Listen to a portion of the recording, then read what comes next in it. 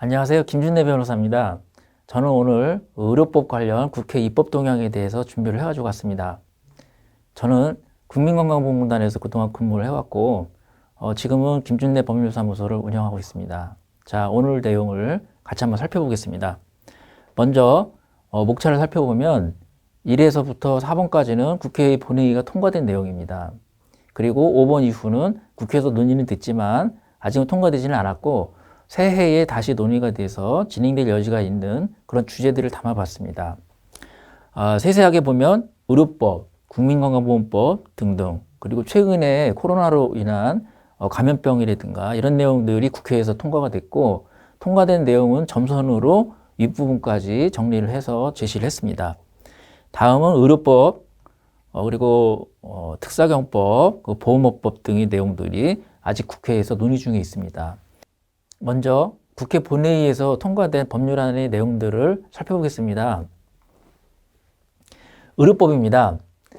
사무장병원의 실태조사, 그리고 비급여 진료비용 등의 보고 의무화, 그리고 1인 1개소 개설의 허가 취소 제도, 그리고 면허사항 외에 의료행위 지시 내용 등이 새로이 담겼습니다.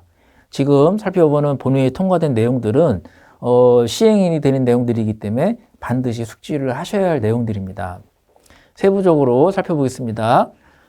먼저 한국보건복지의료공단, 여기는 국가유공자들을 관리하고 서비스를 제공하는 기관인데요. 이 기관에서 요양기관에 진료기를 요청할 경우에는 제공할 수 있는 법적 근거를 새로 마련했습니다. 다음은 보건복지부 장관이 사무장병원의 실태를 조사를 하고 그 다음에 그 사실을 공표하는 제도를 법적으로 마련했습니다. 다음은 진단용 방사선 발생 장치의 안전관리 책임자들로 하여금 교육을 이수하는 그런 내용들을 의료법에 담았습니다. 종전에도 물론 당연히 의문이 있었지만 의료법상의 의무로 격상을 시켰다고 평가가 됩니다. 의료기관의 장에게 비급여 진료 비용의 항목, 기준, 금액, 그리고 진료 내역에 대한 사항을 보고하도록 의무화 시켰습니다. 그리고 아울러 보건복지부 장관은 보고받은 내용을 바탕으로 비급여 진료비의 현황을 조사 분석하고 결과를 공개하도록 하는 제도가 의료법에 새로 담겼습니다. 이 부분에 대해서는 일선 의료기관에서 상당히 많은 의견 제시가 있었죠. 그런데 본회의가 통과돼서 결국에는 비급여 진료비용의 내용을 보고하도록 의무지어졌습니다. 대단히 중요한 내용이었고요. 다음은 의료인, 그리고 간호조무사, 의료기사 등이 양성하는 그런 학교나 기관의 학생으로 실무수습을 나간 실무수습생의 경우에도 감염병 예방교육의 대상에 포함시켜서 교육을 받도록 함으로써 안전을 담보하기 위한 그런 제도가 새로 들어왔습니다. 최근 코로나의 어떤 그 유행에 따른 시대적인 그 제도라고 볼 수가 있을 것 같습니다. 의료인이 다른 의료인, 그리고 의료법인 등이 명의로 개설을 하거나 1인 1개소 제도를 위반해서 여러 개의 의료기관을 운영하는 경우, 이때는 그렇게 개설된 위법한 의료기관에 대해서 의료기관 개설 허가를 취소할 수 있는 법적 근거를 마련했습니다. 종전에는 사무장병원으로 개설된 의료기관의 경우에만 개설 허가를 취소를 할 수 있는 제도가, 그것도 최근에 들어가긴 했지만 어쨌든 사무장병원에 대해서만 취소를 할 수 있었는데, 이번 그 본회의 통과로 인해서 1인 1개소법을 위반한 이런 배후의 실질적인 운영자가 의료인의 경우에 이렇게 개설된 의료기관들조차도 이제 개설 허가를 취소할 수 있는 제도가 마련된 것입니다. 종전에는 이 부분을 가지고 사무장병원과 그리고 배후의 의료인이 그 실질적 운영자인 복수개설 의료기관의 경우에는 불법성의 정도가 틀려, 이런 논의가 있었습니다. 아울러 지급보류라든가 부당이득징수 처분 규정이 없는 부분도 곁들여서 양자는 틀리다, 이렇게 논의가 되어 왔는데, 이번 입법을 통해서 사무장병원이나 아니면 배후의 실질 운영자가 의료인인 1인 1개소 위반 의료기관이나 불법성의 정도는 똑같다라고 이제 평가를 받을 수 있을 것 같습니다. 다음은 누구든지 의료인이 아닌 자에게 의료행위를 지시를 하거나 아니면 의료인이라 하더라도 면허받은 사항에 해당되지 않는 내용을 지시를 하는 경우, 이거에 대한 내용입니다. 이런 경우에 지시한 자에 대해서 벌금에 처하는 제도, 그리고 징역이나 벌금에 처하는 제도, 그리고 생명 신체에 중대한 위해를 가할 수 있는 수술 등 이렇게 중대한 의료행위에 참여하게 시킨 경우에는 그 시킨 의료인의 그 면허를 취소할 수 있는 제도가 이제 의료법에 반영이 됐습니다. 국민건강보험법의 개정 내용을 살펴보겠습니다. 앞서 살펴본 의료법상에 1인 1개소 위반하는 경우에 의료기관 개설 허가를 취소하는 제도가 마련됐다고 말씀드렸는데요. 괴를 같이 하는 제도로서 건강보험법상에는 그런 기관에 대해서 나아가야 할 요양급여 비용을 막는 것이 지급보류제도인데, 지급보류제도와 이미 나간 비용을 환수할 수 있는 부당이득 환수처분 제도를 새롭게 마련했습니다. 종전에는 이거에 대한 명시적인 규정은 없었지만 이번에 명시적으로 담은 거고요. 또 이거는 1인 1개소 제도와는 무관하지만 지역별 수가를 달리하는 지역수가제 제도도 근거를 마련했습니다.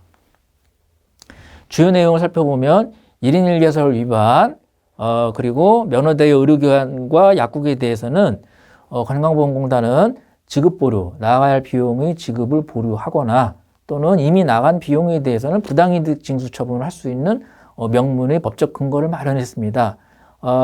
앞서 살펴본 의료법의 내용, 지금 살펴보는 건보법의 내용을 합쳐서 살펴보니 사무장병원에 대한 행정처분과 동일한 제도가 이제 의료인이 배후에 실질적인 운영자인 의료기관의 경우에도 똑같이 적용되게 됐다는 점을 말씀드리겠습니다. 다음은 지역별로 요양급여 비용을 달리 지급할 수 있는 제도를 뒀는데, 이거는 지역별 의료자원의 불균형, 의료 서비스의 격차를 해소하기 위한 제도로 풀이됩니다. 119 구조, 구급에 관한 법률입니다. 감염병 환자에 대한 통보 의무 등에 대한 내용을 담고 있는데요. 구체적으로는 감염병 환자 등의 통보 의무 대상 기관에 질병관리청을 담았습니다. 그리고 통보 대상자에는 확진자뿐만 아니라 감염병의 의심자도 통보를 할 수 있도록 규정을 하고 있고, 통보의 방식으로는 정보 시스템을 활용한 정보 제공을 이런 제도도 두고 있습니다. 일반 문서라든가 서류를 통한 통보만으로는 시의적 취지를 취하지 않다는 그런 취지하에 반영된 것으로 풀이됩니다. 감염병의 예방, 관리에 관한 법률입니다.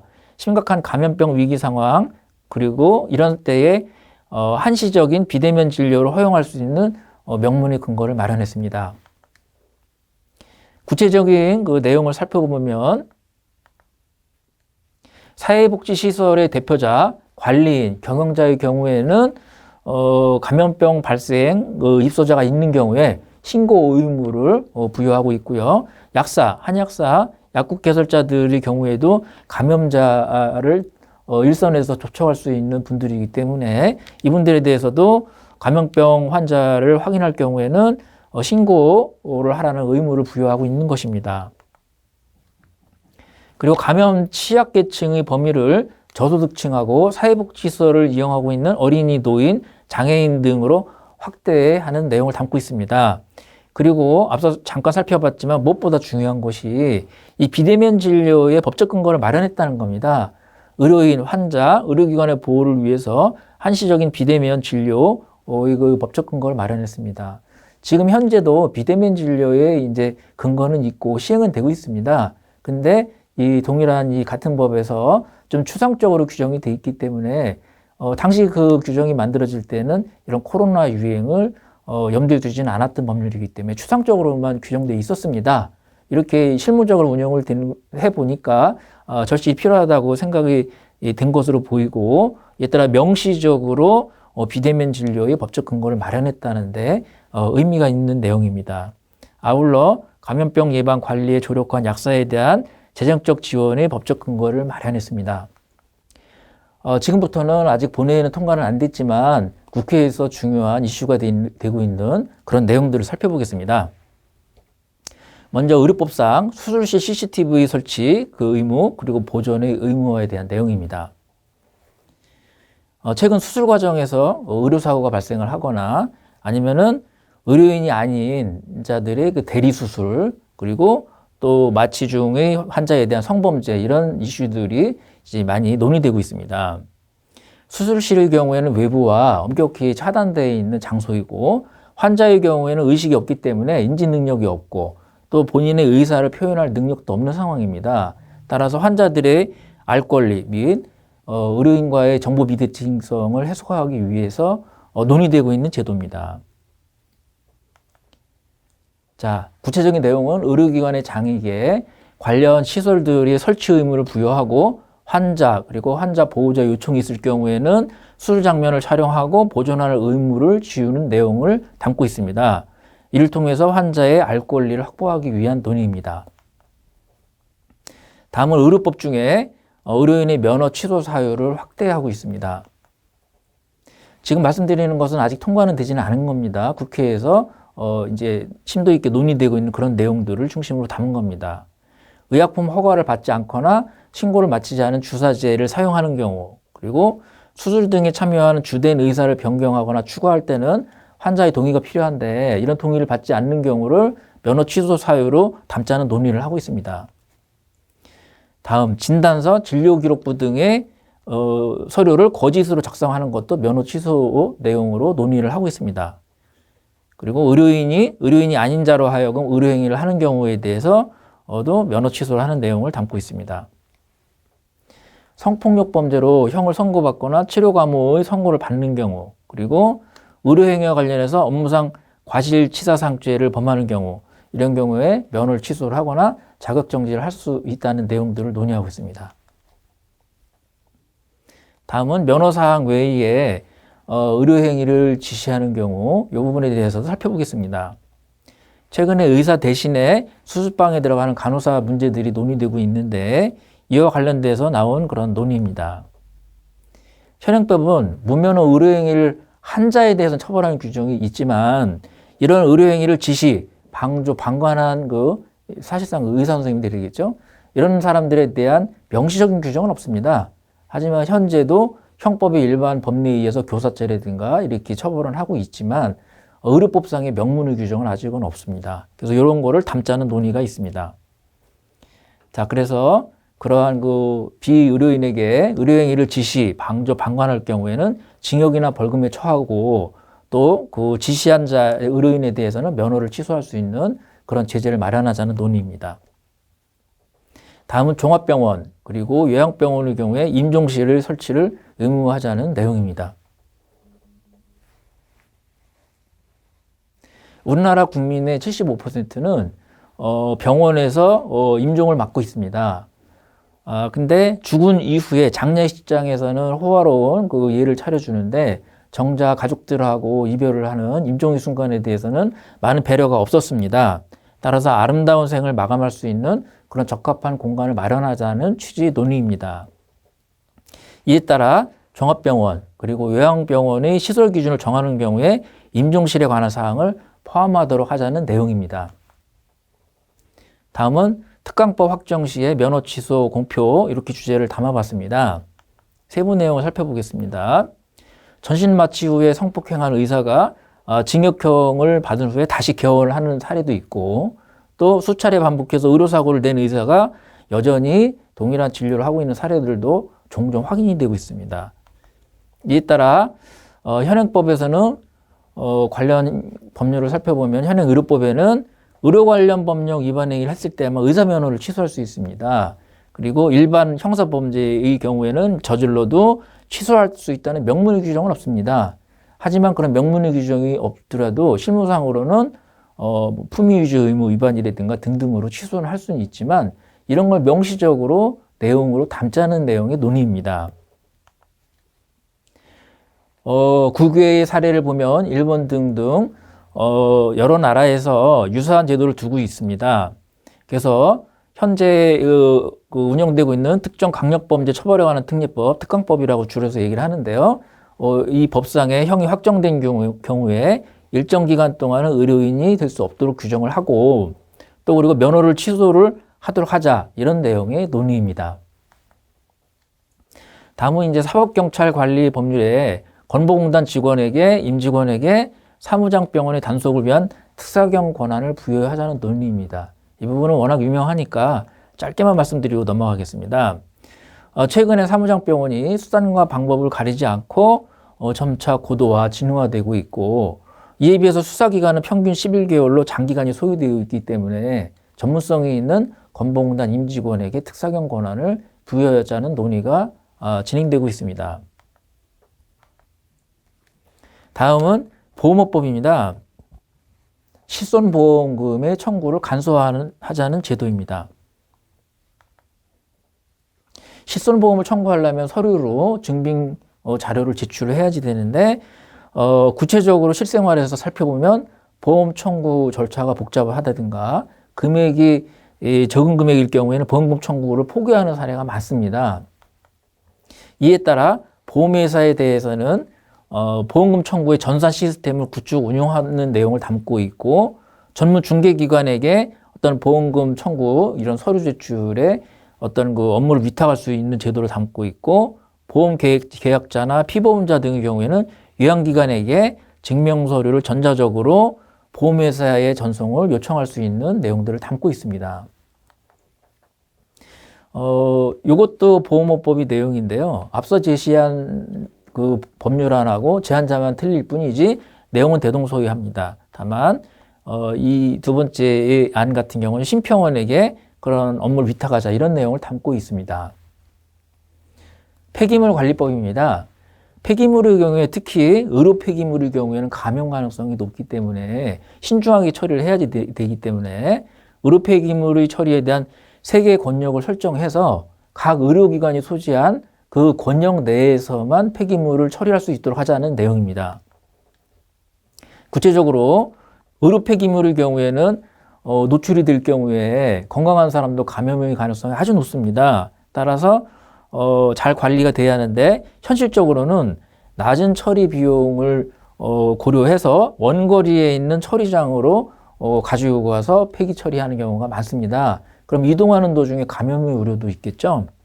이에 따라 사업장이 위치한 지역에 속하는 권역 내에 그 권역 내에 설치된 폐기물 처리장에서 처리를 하도록 하자는 내용입니다. 다음은 기간제 단시간 보호자 보호에 관한 법률입니다. 여기 근로자 파견 금지 사업에 의료업을 추가하자는 논의입니다. 기간제 근로자의 경우에는 고용이 불안하고 안전 등 중요 사항에 대한 문제에 대해서 적극적으로 대처하기 어려운 측면이 있습니다. 이에 따라서 기간제 근로자의 사용을 제한할 필요가 있다. 이런 논의가 되고 있는 거고, 파견 근로자 보호 등에 관한 법률에 근로자 파견 금지 사업으로 의료법상의 의료 업무를 추가하자는 논의입니다. 그리고 만약에 이를 위반한 경우에는 파견 근로자를 곧바로 기간의 정함이 없는 근로계약을 체결한 근로자로 간주해버리는, 쉽게 얘기해서 계약직 근로자가 아니라 해당 그 의료기관의 어떤 직원이 되겠죠. 예, 그렇게 간주하는 규정과 벌금을 부과하는 내용을 담고 있습니다. 화재 예방법입니다. 병의원의 규모와 관계없이 스프링클러라든가 제연 설비 등을 갖추도록 의무화하자는 내용입니다. 현행법령에 의하면 규모가 작은 의료기관의 경우에는 소방시설의 설치 그리고 실내 물품의 방염 처리 의무화 대상에서 제외되어 있습니다. 그런데 최근에 발생한 밀양시 세종병원의 경우에는 화재가 발생해서 대형 참사가 발생한 사실은 이미 주지의 사실입니다. 이런 점을 고려해 볼 때에 의료기관의 경우에는 규모 그리고 수용 인원에 관계없이 스프링클러를 설치를 하도록 하고 제연 설비를 갖추도록 소방시설의 설치와 실내 물품의 방염 처리를 의무화하자 이런 내용입니다. 자, 지금까지 의료법의 입법 동향에 대해서 살펴보았습니다. 자, 그러면 인사드리고 마치도록 하겠습니다. 감사합니다.